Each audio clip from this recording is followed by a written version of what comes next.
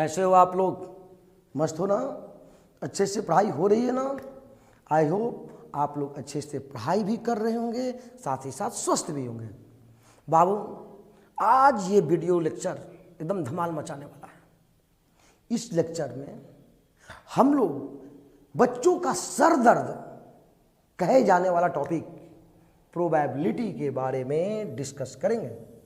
और ये वीडियो केवल 12th के बच्चों के लिए नहीं है, ये वीडियो 10th का भी बच्चा देख सकता है, ये वीडियो 11th का बच्चा भी देख सकता है, और इस वीडियो को 12th का बच्चा तो देखेगा ही देखेगा। इस वीडियो में पहले ही बोल दिए, बच्चों का सर दर्द प्रोबेबिलिटी के बारे में डिस्कस करेंगे। ये बाबू बहुत ही इंटरेस्टिंग और बहुत ही मजेदार टॉपिक है। इसमें जो भी प्रॉब्लम्स होते हैं हमारे रियल लाइफ से रिलेटेड प्रॉब्लम्स होते हैं, और उसी को हम लोग डिस्कस करेंगे। तो सबसे पहले इंपॉर्टेंट बात है समझने के लिए, प्रोबेबिलिटी से रिलेटेड जितने सारे टर्म्स हैं, प्रोबेबिलिटी से रिलेटेड जितने सारे टर्म्स हैं, ठीक ना, उसको बेहतरीन ढंग से समझना, एक एक वर्ड को एक्सप्लेन करना। जैसे सबसे पहला वर्ड है वो है एक्सपेरिमेंट। एक्सपेरिमेंट के बाद trial, Bernoulli trial, random experiment, sample space, sample point, event, outcome, simple event, compound event, impossible event, possible sure event, ठीक ना। फिर उसके बाद आपको आ जाएगा एग्जॉस्टिव इवेंट, फिर mutually exclusive event, independent event, dependent event, random variable, partition of simple space, ठीक ना, कंडीशनल प्रोबेबिलिटी। सबके बारे में बारीकी से एकदम आराम से अच्छे ढंग से समझने का प्रयास करेंगे। तो चलो बाबू स्टार्ट करते हैं। सबसे पहले एक बात याद रखना कि प्रोबेबिलिटी जो है वो स्टैटिस्टिक्स का ब्रांच है। हम लोग जानते हैं मैथमेटिक्स में एक स्टैटिस्टिक्स टॉपिक है और उसी का ये ब्रांच है। इसमें करते क्या है, अनसर्टेन इवेंट या कोई इवेंट के हैपनिंग और नॉट हैपनिंग को न्यूमेरिकली क्वांटिटेटिवली मेजर करते हैं।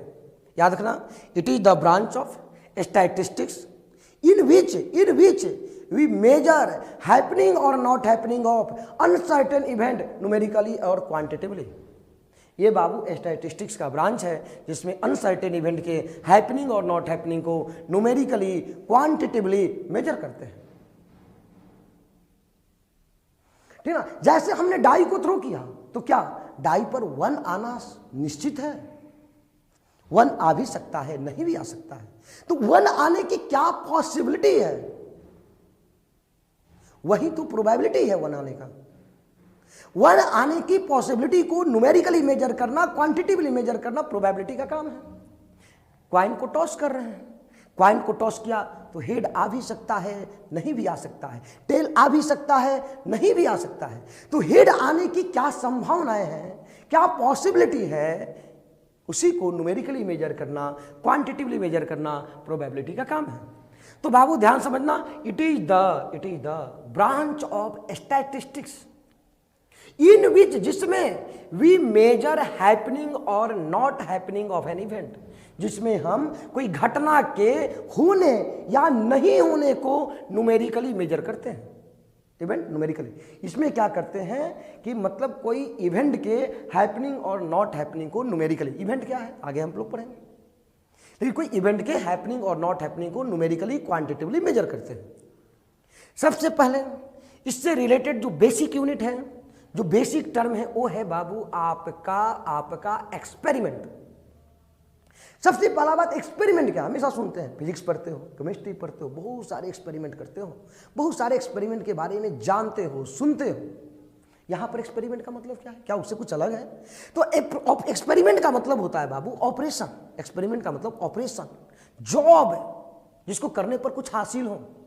नॉर्मली देखो लिखा हुआ है एन ऑपरेशन और जॉब, एन ऑपरेशन और जॉब दैट कैन प्रोड्यूस, जो प्रोड्यूस करता है क्या, well defined set of possible outcome, well defined set of possible outcome, उसको एक्सपेरिमेंट बोलते हैं। एक्सपेरिमेंट का मतलब वैसा जॉब, वैसा ऑपरेशन जो well defined set of possible outcome produce करे, उस ऑपरेशन को, उस जॉब को एक्सपेरिमेंट बोलेंगे। और ध्यान रखना, एक्सपेरिमेंट को करना, एक्सपेरिमेंट को करना, टू परफॉर्म एन एक्सपेरिमेंट, जैसे क्वाइन को टॉस करना, डाई को थ्रो करना, डेक ऑफ कार्ड में से कार्ड को चूज करना, ये क्या कहलाता है? ये क्या कहलाता है? आपका ट्रायल। ये क्या कहलाता है? ट्रायल। ट्रायल में भी जब आगे बढ़ोगे बर्नौली ट्रायल पढ़ना होगा, लेकिन वो आगे की बातें हैं, ठीक ना। टू परफॉर्म एन एक्सपेरिमेंट मतलब क्वाइन को टॉस करना, डाई को थ्रो करना, डेक ऑफ कार्ड में से कार्ड को चूज करना, ये सब ट्रायल है। एक बैग है जिसमें कुछ व्हाइट कुछ रेड बॉल है, उसमें से कुछ बॉल को पिकअप करना, कुछ बॉल को चूज करना, ये सब एक ट्रायल है। तो याद रखना, वैसा ऑपरेशन, वैसा जॉब जो वेल डिफाइंड आउटकम प्रोड्यूस करे, ध्यान दो पहले, जो प्रोड्यूस करता हो well defined set of possible outcome, उस ऑपरेशन उस जॉब को एक्सपेरिमेंट बोलते हैं। और एक्सपेरिमेंट को करना ट्रायल कहलाता है। करना क्या कहलाता है? ट्रायल कहलाता है। अब आगे बाबू, रैंडम एक्सपेरिमेंट सबसे इंपॉर्टेंट टॉपिक, सबसे इंपॉर्टेंट बेसिक बात है रैंडम एक्सपेरिमेंट। वैसा एक्सपेरिमेंट बाबू जो फॉलोइंग टू कंडीशंस को सेटिस्फाई करे, an experiment that satisfying following two conditions. वैसे एक्सपेरिमेंट जो फॉलोइंग टू कंडीशंस को सेटिस्फाई करेगा उसको रैंडम एक्सपेरिमेंट बोलेंगे। तो बच्चा कहेगा कि सर कौन सा फॉलोइंग टू कंडीशंस? कौन फॉलोइंग टू कंडीशंस? पहला, number of possible outcome more than one हो। It has more than one possible outcome. मतलब जब एक्सपेरिमेंट को करें तो आउटकम का, पॉसिबल आउटकम का नंबर एक से अधिक हो। जैसे देख, क्वाइन को टॉस करता है, पॉसिबल आउटकम क्या हो सकता है? हेड भी आ सकता है, टेल भी आ सकता है, दो पॉसिबल आउटकम। डाई को थ्रो करोगे, पॉसिबल आउटकम 6 है। तो ठीक ना, it has more than one possible outcome. दूसरा बाबू, दूसरा, it is not possible to predict the outcome certainly in advance. याद रखना, वैसा एक्सपेरिमेंट जो फॉलोइंग टू कंडीशन को सेटिस्फाई करेगा। कौन following two condition? It has more than one possible outcome. दूसरा, it is not possible to predict about outcome certainly in advance. यह संभव नहीं हो कि तुम आउटकम के बारे में सर्टेनली एडवांस में प्रेडिक्ट कर सके। याद रखना, वैसा एक्सपेरिमेंट जो फॉलोइंग टू कंडीशन को सेटिस्फाई करेगा वो रैंडम एक्सपेरिमेंट कहलाएगा। कौन फॉलोइंग टू कंडीशन है? कि उसके पास more than one possible outcome हो, more than one possible outcome हो। और यह संभव नहीं हो कि आउटकम के बारे में सर्टेनली एडवांस में प्रेडिक्ट किया जा सके। It is not possible to predict the outcome certainly in advance. यह संभव नहीं हो कि आउटकम के बारे में सर्टेनली एडवांस में प्रेडिक्ट किया जा सके, तब जाकर एक्सपेरिमेंट रैंडम एक्सपेरिमेंट कहलाएगा। क्या क्या बातें बताई? पहला बात बाबू, ये स्टैटिस्टिक्स का ब्रांच है जिसमें इवेंट के हैपनिंग और नॉट हैपनिंग को न्यूमेरिकली क्वांटिटेटिवली मेजर करते हैं। एक्सपेरिमेंट के बारे में, वैसा ऑपरेशन, वैसा जॉब जो well defined set of possible outcome produce करता हो, ठीक है, एन ऑपरेशन और job that can produce well defined set of possible outcomes. फिर to perform an experiment, experiment को करना ट्रायल कहलाता है। क्वाइन को टॉस करना, डाई को थ्रो करना, डेक ऑफ कार्ड में से कार्ड को चूज करना, कुछ स्टूडेंट्स हैं, ठीक ना, उसमें से कुछ स्टूडेंट को चुनना, रैंडमली चूज करना, ये सब ट्रायल कहलाएगा। एक्सपेरिमेंट को करना ट्रायल कहलाएगा। फिर वैसा एक्सपेरिमेंट जो फॉलोइंग टू कंडीशन को सेटिस्फाई करे कि it has more than one possible outcome हो, it is not possible to predict the outcome certainly in advance. और यह संभव नहीं हो कि तुम आउटकम के बारे में सर्टेनली एडवांस में प्रेडिक्ट कर सके। देखो, यदि क्वाइन को टॉस करेगा तो पॉसिबल आउटकम क्या क्या हो सकते हैं? या तो हेड आएंगे या टेल आएंगे। क्या इसको तुम डेफिनेटली सर्टेनली एडवांस में प्रेडिक्ट कर सकता है? क्या ठोक करके तुम बोल सकता है कि क्वाइन को टॉस करेंगे तो क्या आएगा? हेड आएगा कि टेल आएगा?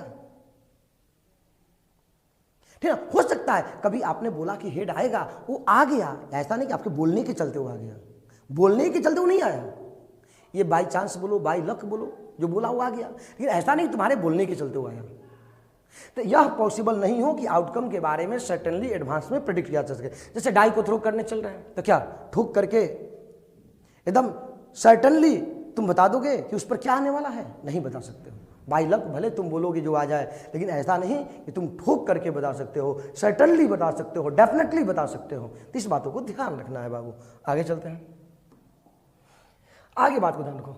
A possible result of a random experiment. देखो, जब रैंडम एक्सपेरिमेंट किया तो कुछ पॉसिबल रिजल्ट मिलेंगे, क्योंकि भाई वैसे ऑपरेशन ही एक्सपेरिमेंट कहलाते हैं जिसमें कुछ रिजल्ट मिलता हो, कुछ आउटकम मिलता हो। तो a possible result of random experiment is called its outcome.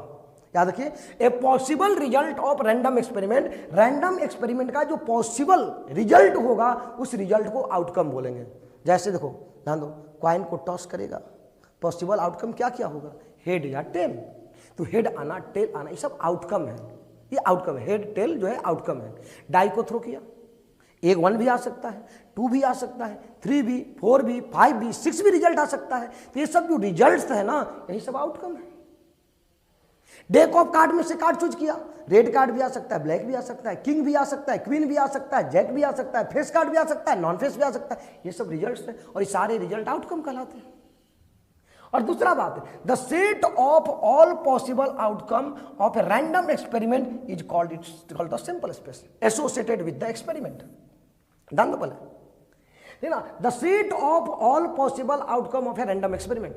कोई रैंडम एक्सपेरिमेंट के बाबू ऑल पॉसिबल जो आउटकम्स होंगे, रैंडम एक्सपेरिमेंट के ऑल पॉसिबल जो आउटकम्स होंगे, उसके सेट को उस एक्सपेरिमेंट से एसोसिएटेड सिंपल स्पेस बोलते हैं। याद रखिएगा, the set of all possible outcomes या the set of all possible results of random experiment is called the simple space associated with the experiment. फिर each outcome of the random experiment is called the simple point. और ध्यान दो पहले, simple space के जितने सारे element होंगे, simple space पहले क्या होगा, set of all possible outcome in random experiment. Random experiment में जो भी पॉसिबल आउटकम्स होंगे, जैसे देखो, हमने डाई को थ्रो किया तो पॉसिबल आउटकम क्या होगा, 1 2 3 4 5 6। तो इसका सेट जो है बाबू वो सिंपल स्पेस कहलाएगा। इसको कैपिटल एस से नोट करते हैं। आ सिंपल स्पेस के जितने सारे एलिमेंट्स हैं, जितने सारे एलिमेंट्स हैं, देखो एलिमेंट्स ये सब सिंपल पॉइंट कहलाते हैं। याद रखना,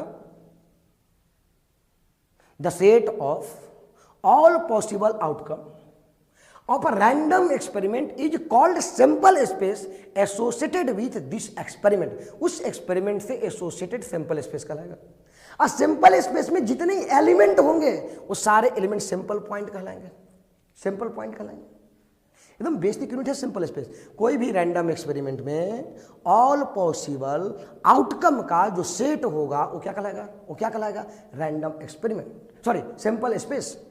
सिंपल स्पेस के जो एलिमेंट्स होंगे वो क्या कहलाएंगे, सिंपल पॉइंट। सिंपल पॉइंट एक होता है simple event, simple space, simple point, simple event, confuse नहीं होना है। Simple space all possible outcome के सेट को, simple point all simple point element of simple space का एलिमेंट। अब आगे बात करना है, डिस्क्राइब करना है। देखो बाबू, कुछ रैंडम एक्सपेरिमेंट दिए हुए हैं और उस एक्सपेरिमेंट में आपको सिंपल स्पेस को डिस्क्राइब करना है कि सिंपल स्पेस क्या होगा। जैसे पहला है कि एक कॉइन इज टॉस्ड 2 टाइम्स। एक कॉइन को 2 बार उछाला, एक बात बताओ, एक बार उछालेगा तो क्या आएगा, हेड या टेल। एक बार अगर ये आया तभी दोबारा उछालेगा, तो दोबारा किया तो हेड या टेल, और ऐसा में किया तो हेड या टेल।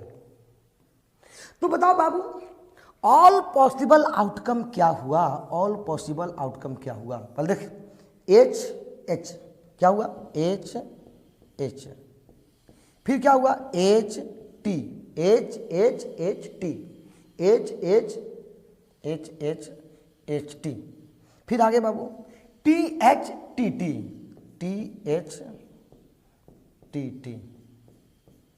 और एक बात ध्यान रखना, अगर कोई क्वाइन को n टाइम्स तुम टॉस करते हो, n टाइम्स, तो ऑल पॉसिबल आउटकम जो होता है वो 2 to the power n होता है।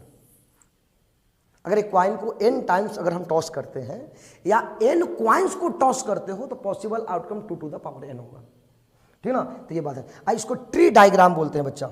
ये जो है, ये जो डायग्रामेटिक है, ये वाला, ये इसको ट्री डायग्राम बोला जाता है, ट्री डायग्राम, ठीक ना। ये बात ध्यान रखना होगा। ऐसे बहुत सारे एग्जाम्पल पूछ लेते हैं, आगे देखना। देखो, a coin is tossed 3 times, coin को 3 बार उछाला गया, तब बताओ कि सिंपल स्पेस क्या होगा। देखो, ट्री डायग्राम बनाना है और आपको लिखना होगा और कमेंट में उसको सेंड करना होगा। देखो, क्वाइन को 3 टाइम्स, पहले एक बार उछालो, हेड या टेल। अब दूसरा बार बच्चा, दूसरा बार तो यहां से हेड या टेल, यहां भी करेगा हेड या टेल। अब तीसरा बार बाबू, हेड या टेल, हेड या टेल। तीसरा बार हेड या टेल, हेड या टेल। इसको लिख दो सेट के फॉर्म में, H equals to sample space को कैपिटल एच, क्या क्या लिखेगा। देखो, H H H H H T, H T H H T T. फिर देखिए बच्चा, T H H T H T, T T H T T T. लिख दो H H H H H T, H देखो H T H H T T, फिर T H H T H T, T T H T T T. लिख दो ऐसे, ये tree diagram हो गया। फिर a die is thrown 2 times, एक डाई को 2 बार उछाला गया, a die is thrown 2 times. देखो, एक बार उछालोगे तो 1 2 3 4 5 6, फिर अगेन टॉस किया गया, 2 बार किए हैं। अब 1 आया तो दूसरा बार जब करोगे यहां भी 1 भी आ सकता है, 2 भी, 3 भी, 4 भी, 5 भी, 6 भी।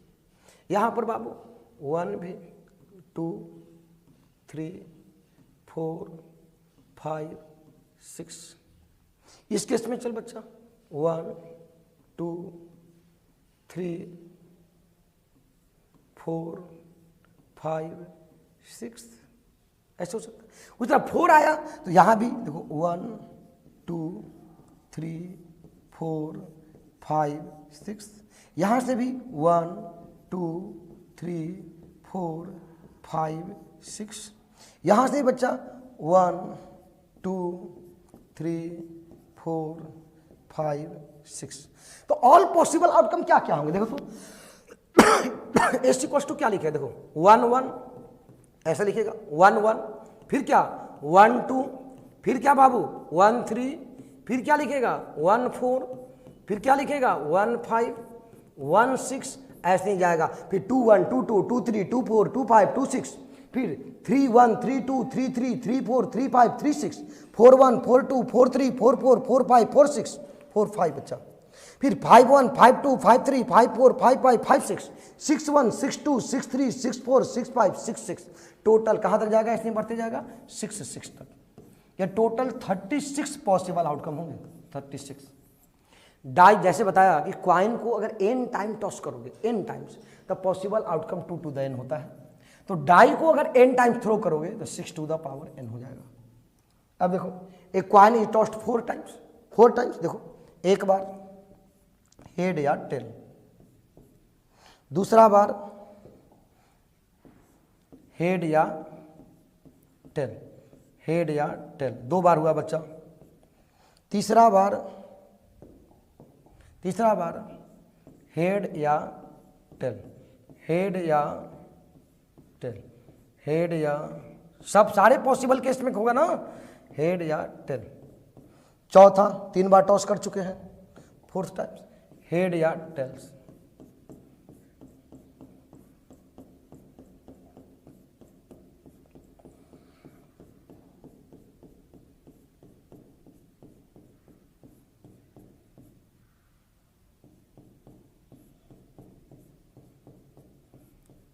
टोटल 16 आएगा। यहाँ पॉसिबल आउटकम जो होंगे गिन लो, 1 2 3 4 5 6 7 8 9 10 11 12 13 14 15 16, टोटल 16 पॉसिबल आउटकम आएंगे। इसको लिख लीजिएगा आपको, ठीक ना। नेक्स्ट स्लाइड पर चलते हैं। देखो, a coin is tossed, a coin is tossed and a die is thrown. ए क्वाइन को टॉस किया गया, देन डाई इज थ्रोन। देखो, क्वाइन को टॉस करेगा बच्चा, हेड या टेल आएगा। अब उसके बाद then a die is thrown, उसके बाद डाई को थ्रो किया गया। तो डाई थ्रो अगर इस केस में करोगे तो 1 आएगा, 2 आएगा, 3 आएगा, 4, 5, 6। अगर इस केस में करोगे तब भी 1, 2, 3, 4, 5 क्या 6 ये हो जाएगा। तो आपका पॉसिबल आउटकम्स क्या क्या होंगे बोलो तो? इसको लिख देते हैं हम एक, देखो क्या H1, H2, H3, H4, H5, H6। आगे बच्चा T1, T2, T3, T4, T5,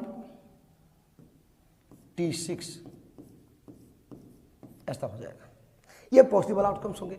ये सब सिंपल स्पेस है, ये सिंपल स्पेस है, और ये सब इसके एलिमेंट जो है ये सब सिंपल पॉइंट है, ये सब सिंपल पॉइंट है बाबू। ये सब जो है ये जो है ये सब जो है ये क्या है? Simple point. Simple point total आपका 12 ठो, ये सिंपल पॉइंट।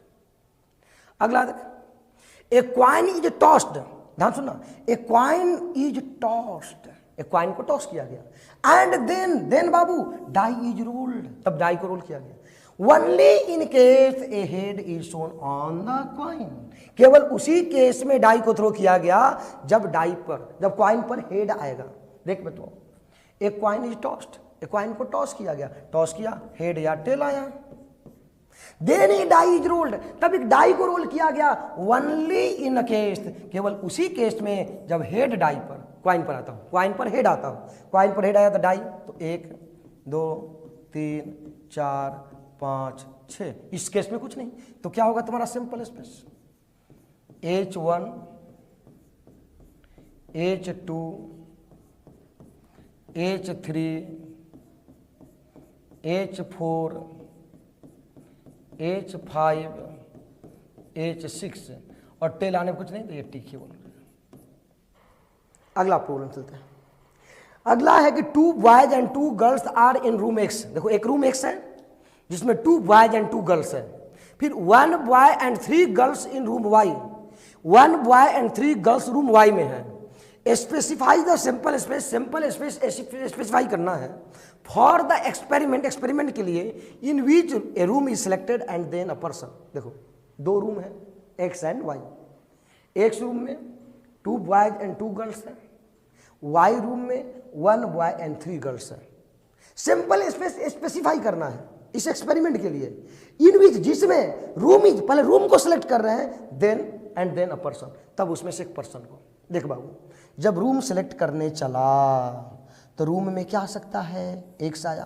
अब X आया तो उसमें से एक पर्सन चूज करना है, तो 2 बॉयज एंड 2 गर्ल्स है, तो मान लीजिए पर्सन में बॉय में B1 आ गया, 2 बॉय, एक B1 एक B2 है, रूम X चुने लेकिन पर्सन चुने तो B2 आ गया, ये भी तो सकता है। अगर रूम चुने तो X आया तो उसमें पर्सन चुनेंगे तो G1 भी आ सकती है पहली घट, फिर X तो G2 हो सकता है। फिर उसी तरह अगर रूम Y को हमने चूज किया तो Y को, तो बॉय, उसमें बॉय 1 है तो उसमें स्मॉल B1 उस बॉय को मान लेते हैं, ठीक ना। गर्ल 3, रूम Y चुना तो पर्सन चुनेंगे तो हो सकता है पर्सन चूज करने पर G1 स्मॉल g लिख देते हैं, फिर Y ये G2, Y G3, ये ऐसा हो सकता है। ये सिंपल स्पेस हो गया। देखो एक रूम था X जिसमें 2 बॉयज एंड 2 गर्ल्स थे बाबू, दूसरा रूम था कौन? Y, जिसमें 1 बॉयज एंड 3 गर्ल्स था। तो आपको सिंपल स्पेस को स्पेसिफाई करना है कब?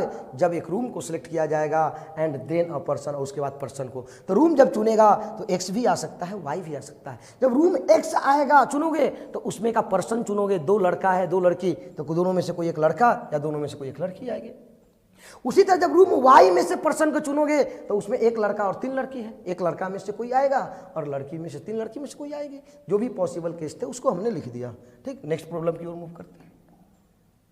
आगे देखो, 1 डाई ऑफ रेड कलर। देखो एक रेड कलर का डाई है बच्चा, एक डाई है रेड कलर का। 1 ऑफ व्हाइट कलर, दूसरा है व्हाइट कलर का, एक है व्हाइट कलर का, and 1 of blue colour are placed in a bag. देख एक जुकड़ी है, एक बैग है, उस बैग में एक रेड कलर का है डाई, एक वाइट कलर का, एक बच्चा ब्लू कलर का, ठीक ना, उसको बैग में रखे हैं। One die is selected at random, एक डाई को रैंडमली सिलेक्ट किए एंड रोल्ड, जुकड़ी में से एक डाई को निकाला, उसको रोल कर दिया, रोल किया और उसके कलर को एंड उसके अपर मोस्ट फेस पर जो नंबर आया उसको नोट कर रहे हैं। क्या दिया है? Rolled its colour and the number on it's upper most face is noted. ठीक ना, एक बैग है, उसमें 3 ठो डाई है, red white and blue colour का, उसमें एक चूज कर रहे हैं, उसको रोल कर दिया, रोल करने पर जो आया उसके कलर को और उसके अपर मोस्ट फेस पर जो नंबर आया उसको नोट कर रहे हैं। Describe the simple space, simple space को डिस्क्राइब करो, क्या होगा? एस बराबर, मान लीजिए हमने किया तो कलर में रेड कलर का आया, रेड कलर का आया बच्चा, तो उसको जब रोल करोगे तो 1 भी आ सकता है, 2 भी आ सकता है, तुम्हारा 3 भी आ सकता है, 3 भी आ सकता है, 4 भी आ सकता है, रेड पर ही 4 रेड कलर का आए, लेकिन रोल करने पर नंबर जो आए उस 5 आ जाए, R6 भी हो सकता है। उसी तरह उस तरह व्हाइट वाला अगर आ गया तो उस पर नंबर के रूप में 1 भी आ सकता है। ये जो है ये कलर को और ये उसके अपर मोस्ट फेस पर जो नंबर आया उसको रिप्रेजेंट कर रहा है। ये किसको, ये किसको, ये किसको रिप्रेजेंट कर रहा है? ये कलर को, ये किसको? अपर मोस्ट फेस पर जो नंबर आया है उसको। फिर बाबू देखो, जैसे निकाला रेड आया, व्हाइट आया, उससे ब्लू भी तो आ सकता था, तो ब्लू आता तो उस पर नंबर आता 1 भी।